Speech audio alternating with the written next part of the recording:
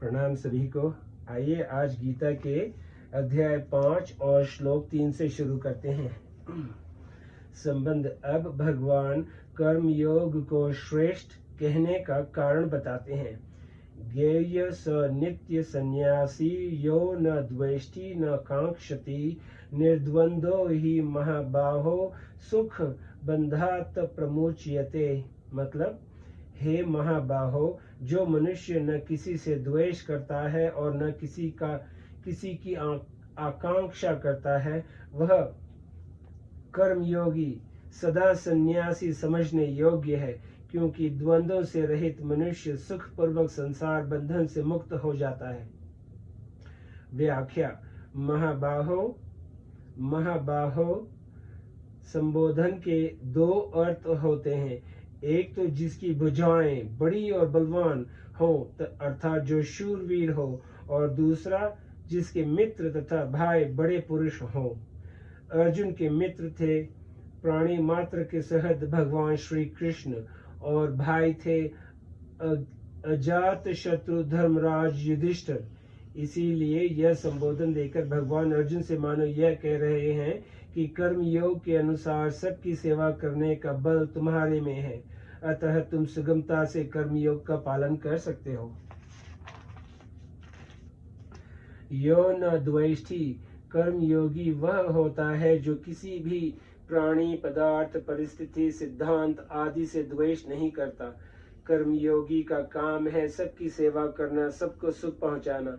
यदि उसका किसी के भी साथ कृष्ण मात्र भी द्वेष होगा तो उसके द्वारा कर्म योग का आचरण सांगोपांग नहीं हो सकेगा। अतः जिससे कुछ भी द्वेष हो उसकी सेवा कर्मयोगी को सर्वप्रथम करनी चाहिए। सबसे पहले न द्वेष्टि पद देने का तात्पर्य यह है कि जो किसी को भी बुरा समझता है और किसी का भी बुरा चाहता है, वह कर्म योग के तत्व को समझ ही नहीं सकता। मार्मिक बात। प्राणी मात्र के हित के उद्देश्य से कर्मयोगी के लिए बुराई का त्याग करना जितना आवश्यक है, उतना भलाई करना आवश्यक नहीं है। भलाई करने से केवल समाज का हित तो होता है, परंतु बुराई रहित होने से विश्व मात्र का हित होता है। कारण यह है कि भलाई करने में सीमित क्रियाओं और पदार्थों की प्रधानता रहती है, परंतु बुराई रहित होने में भीतर का असीम भाव प्रधान रहता है। यदि भीतर से बुरा भाव दूर न हुआ हो और बाहर से भलाई करें तो इससे अभिमान पैदा होगा, जो आसुरी संपत्ति का मूल है। भलाई करने का अभिमान तभी पैदा होता है जब भीतर कुछ न कुछ बुराई हो। जहाँ अपूर्णता मतलब कमी होती है, वहीं अभिमान पैदा होता है, परंतु जहाँ पूर्णता है वहाँ अभिमान का प्रश्न ही पैदा नहीं होता। गहराई से देखा जाए तो नाशवान वस्तुओं की सहायता के बिना भलाई नहीं की जा सकती। कि जिन वस्तुओं से हम भलाई करते हैं वे वस्तुएं हमारी है ही नहीं, प्रत्युत उन्हीं की हैं जिनकी हम भलाई करते हैं। फिर भी यदि भलाई का अभिमान होता है तो यह नाशवान का संगन है। जब तक नाशवान का संगन है तब तक योग की सिद्धि नहीं होती। मैंने भलाई की यह अभिमान बुराई से भी अधिक भयंकर है, क्योंकि यह भाव मैंपन में बैठ जाता है। कर्म और फल तो मिट जाते हैं, पर जब तक मैंपन रहता है तब तक मैंपन में बैठा हुआ भलाई का अभिमान नहीं मिटता। दूसरी बात, बुराई को तो हम बुराई रूप से जानते ही हैं, पर भलाई को बुराई रूप से नहीं जानते। इसीलिए भलाई के अभिमान का त्याग करना बहुत कठिन है। जैसे लोहे की हथकड़ी का तो त्याग कर सकते हैं, पर सोने की हथकड़ी का त्याग नहीं कर सकते, क्योंकि वह गहना रूप से दिखती है। इसीलिए बुराई रहित होकर ही भलाई करनी चाहिए। वास्तव में बुराई का त्याग होने पर विश्व मात्र की भलाई अपने आप होती है, करनी नहीं पड़ती। इसीलिए बुराई रहित महापुरुष अगर हिमालय की एकांत गुफा में भी बैठा हो तो भी उसके द्वारा विश्व का बहुत हित होता है। न कांक्षति, कर्म योग में कामना का त्याग मुख्य है। कर्मयोगी किसी भी प्राणी, पदार्थ, परिस्थिति आदि की कामना नहीं करता। कामना त्याग और परहित में परस्पर घनिष्ठ संबंध है। निष्काम होने के लिए दूसरे का हित करना आवश्यक है। दूसरे का हित करने से कामना के त्याग का बल आता है। कर्म योग में कर्ता निष्काम होता है, कर्म नहीं, क्योंकि जड़ होने के कारण कर्म स्वयं निष्काम या सकाम नहीं हो सकता। कर्म कर्ता के अधीन होते हैं, इसीलिए कर्मों की अभिव्यक्ति कर्ता से ही होती है। निष्काम कर्ता के द्वारा ही निष्काम कर्म होते हैं, जिसे कर्मयोग कहते हैं। अतः चाहे कर्मयोग कहें या निष्काम कर्म, दोनों का अर्थ एक ही होता है। सकाम कर्मयोग होता ही नहीं। निष्काम होने से कर्ता कर्म फल से असंगन रहता है, परंतु जब कर्ता में सकाम भाव आ जाता है तब वह कर्म फल से बंध जाता है। गीता। सकाम भाव तभी नष्ट होता है जब कर्ता कोई भी कर्म अपने लिए नहीं करता, प्रत्युत संपूर्ण कर्म दूसरों के हित के लिए ही करता है। इसीलिए कर्ता का भाव नित्य निरंतर निष्काम रहना चाहिए। कर्ता में जितना निष्काम भाव होगा उतना ही कर्मयोग का सही आचरण होगा। कर्ता के सर्वथा निष्काम होने पर कर्मयोग सिद्ध हो जाता है। ज्ञेय स नित्य सन्यासी। अर्जुन ने युद्ध न करके भिक्षा मांगकर जीवन निर्वाह करने की इच्छा प्रकट की थी। गुरु नहत्वा ही महानुभावान श्रेयो भोक्तु भैक्ष्यमप्यह लोके। गीता। अर्थात गुरुजनों को न मारकर संन्यास लेना ही श्रेष्ठ है। भगवान उसी बात का उत्तर देते हुए मानो कह रहे हैं कि हे अर्जुन, वह संन्यास तो गुरुजनों के मर जाने के भय से किया जाने वाला बाहरी सन्यासी है, पर कर्म योगी का संन्यास राग द्वेष के त्याग से होने वाला नित्य संन्यास अर्थात भीतरी एवं सच्चा संन्यास है। आगे 6 अध्याय के पहले श्लोक में भी भगवान ने केवल अग्नि का त्याग करने वाले अर्थात संन्यास आश्रम मात्र ग्रहण करने वाले पुरुष को सन्यासी न कहकर भीतर से संसार के आश्रय का त्याग करने वाले कर्म योगी को ही सन्यासी कहा है।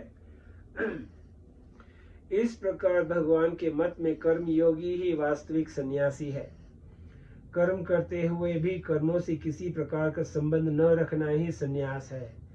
कर्मों से किसी प्रकार का संबंध न रखने वाले को कर्मों का फल कभी किसी अवस्था में कृष्ण मात्र भी नहीं मिलता।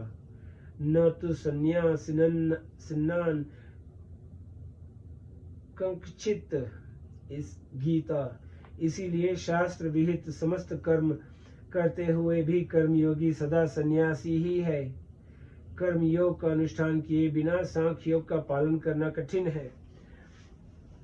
इसीलिए सांख्य योग का साधक पहले कर्मयोगी होता है, फिर सन्यासी सांख्य योगी होता है, परंतु कर्मयोग के साधक के लिए सांख्य योग का अनुष्ठान करना आवश्यक नहीं है। इसीलिए कर्मयोगी आरंभ से ही सन्यासी है।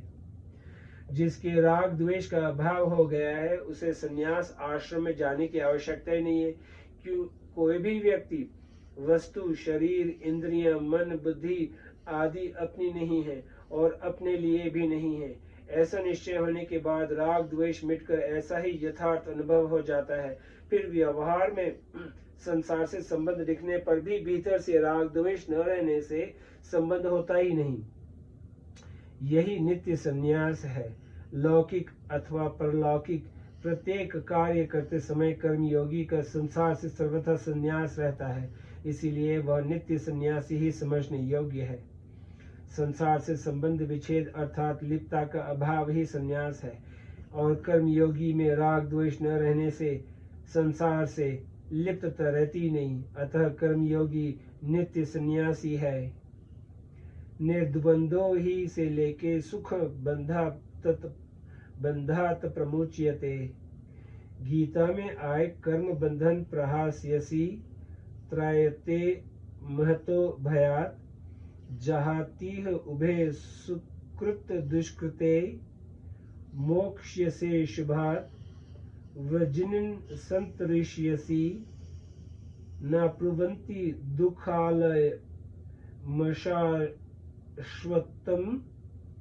शुभाशुभ फलैरैव मोक्ष्यसे कर्म बंधने मृत्यु संसार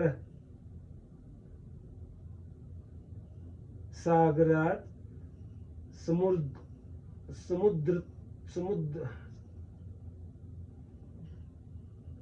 समुद्रता भवामी आदि पद यहाँ आए बंधात प्रमुच्यते पदों के ही पर्यायवाची हैं।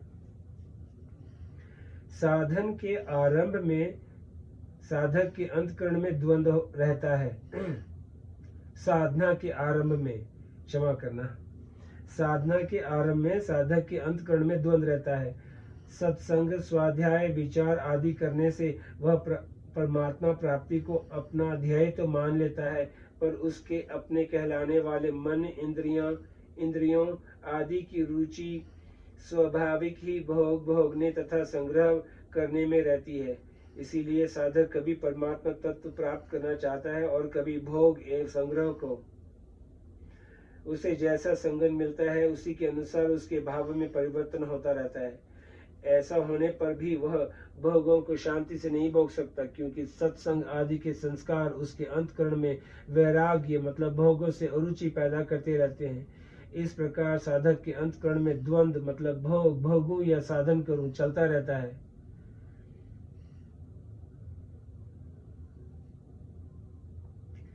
इस द्वंद्व पर ही अहभाव टिका हुआ है। हमें सांसारिक भोग और संग्रह में लगना ही नहीं है, प्रत्युत एकमात्र परमात्मा तत्व को ही प्राप्त करना है। ऐसा दृढ़ निश्चय होने पर द्वंद्व नहीं रहता और अहभाव परमात्मा तत्व में लीन हो जाता है। वास्तव में संसार का महत्व अंतःकरण में अंकित हो जाने से ही द्वंद्व रहता है। भोगते रहने से, दूसरों से सुख चाहते रहने से संसार के प्राणी पदार्थों का महत्व अंतःकरण में अंकित हो जाता है। उनसे सुख लेने से वह महत्व बढ़ता जाता है, जिससे उनको प्राप्त करने की रुचि प्रबल होती जाती है। वह रुचि एक परमात्मा प्राप्ति के उद्देश्य को स्थायी और दृढ़ नहीं होने देती। इससे साधक में द्वंद्व बना रहता है। उद्देश्य की दृढ़ता के लिए साधक को यह पक्का विचार करना चाहिए कि कितना ही सुख, आराम, भोग क्यों न मिल जाए, मुझे उससे लेना ही नहीं है। प्रत्युत परहित के लिए उसका त्याग करना है। यह विचार जितना दृढ़ होगा उतना ही साधक निर्द्वंद होगा। निर्द्वंद होने की मुख्य बात इसी श्लोक में न द्वेष्टि न कांक्षति पदों से कही गई है, जिसका तात्पर्य है राग द्वेष से रहित तो होना।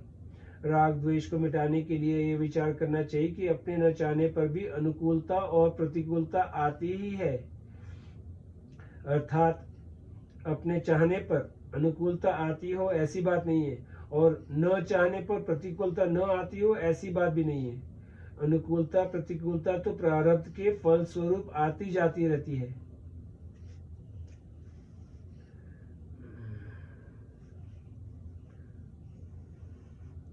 अनुकूलता और प्रतिकूलता तो प्रारब्ध के फल स्वरूप आती जाती रहती है। फिर इसके आने अथवा जाने की चाहना क्यों करें? अनुकूलता के प्रति राग और प्रतिकूलता के प्रति द्वेष अपनी भूल से होता है। इस प्रकार विचार करने से भूल मिटकर राग द्वेष सर्वथा समाप्त हो जाते हैं। दूसरी बात यह है कि अपनी मतलब स्वयं की सत्ता स्वतंत्र है, किसी पदार्थ, व्यक्ति, क्रिया के अधीन नहीं है, क्योंकि सुषुप्ति अवस्था में जब हम संसार को भूल जाते हैं तब भी अपनी सत्ता बनी रहती है। जागृत और स्वप्न अवस्था में भी हम प्राणी पदार्थ के बिना रह सकते हैं। फिर अपनी स्वतंत्र सत्ता होते हुए भी उनमें राग द्वेष करके हम उनके अधीन क्यों बने? इस प्रकार विचार करने से भी राग द्वेष मिट जाते हैं। संसार का राग उत्पन्न और नष्ट होने वाला है। यह राग कभी स्थायी नहीं रहता, किंतु हम नए नए प्राणी पदार्थों में राग करके इसे बनाए रखने की चेष्टा करते रहते हैं। परंतु परमात्मा की अभिलाषा उत्पन्न और नष्ट होने वाली नहीं है, क्योंकि परमात्मा का ही अंश होने के नाते जीव का परमात्मा से अखंड संबंध है। परमात्मा की अभिलाषा कभी घटती बढ़ती ही नहीं। केवल संसार में राग अधिक होने पर वह घटती हुई और राग कम होने पर वह बढ़ती हुई दिखती है। इसीलिए मैं सदा जीता रहूं, मैं सब कुछ जान लूं, मैं सदा सुखी रहूं, इस रूप में सत्य चित्त आनंद स्वरूप परमात्मा की अभिलाषा जीव मात्र में निरंतर रहती है। जब संसार का राग मिट जाता है और एकमात्र परमात्मा की अभिलाषा रह जाती है, तब द्वंद्व नहीं रहता। कर्म योग, ज्ञान योग और भक्ति योग, तीनों ही योग मार्गों में निर्द्वंद होना बहुत आवश्यक है। जब तक द्वंद्व है तब तक मुक्ति नहीं होती। गीता। परमात्मा तत्व की प्राप्ति में राग और द्वेष ये दो शत्रु हैं। गीता। निर्द्वंद होने से ये दोनों मिट जाते हैं और इनके मिटने से सुख पूर्वक परमात्मा की प्राप्ति हो जाती है। संसार में उलझने के दो ही कारण हैं, राग और द्वेष। जितने भी साधन हैं सब राग द्वेष को मिटाने के लिए ही हैं। एतावानेव योगेन समग्रेण योगिन युज्यते भीमतो हंथो यत संगस्त कृतस्नश श्रीमद्भार। योगियों के समस्त योग साधनों का एकमात्र अभिष्ट फल है संपूर्ण संसार में आसक्ति का अभाव हो जाना। राग द्वेष मिटने पर नित्य प्राप्त परमात्मा तत्व की अनुभूति स्वतः सिद्ध है। इसमें परिश्रम है ही नहीं, कारण कि परमात्मा तत्व की अनुभूति असत्य के द्वारा नहीं होती, प्रत्युत असत्य के त्याग से होती है।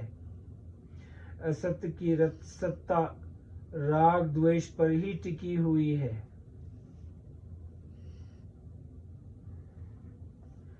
असत्य संसार तो स्वतः ही मिट रहा है, पर अपने में राग द्वेष को पकड़ने से संसार स्थिर दिखता है। अतः जो संसार निरंतर मिट रहा है उसमें राग द्वेष न रहने से मुक्ति नहीं होगी तो क्या होगा। इसीलिए निर्द्वंद अर्थात राग द्वेष से रहित पुरुष सुख पूर्वक संसार बंधन से मुक्त हो जाता है। आइए आज यहीं पे समाप्त करते हैं, फिर कल श्लोक चौथे से शुरू करेंगे। नमस्ते, शुक्रिया।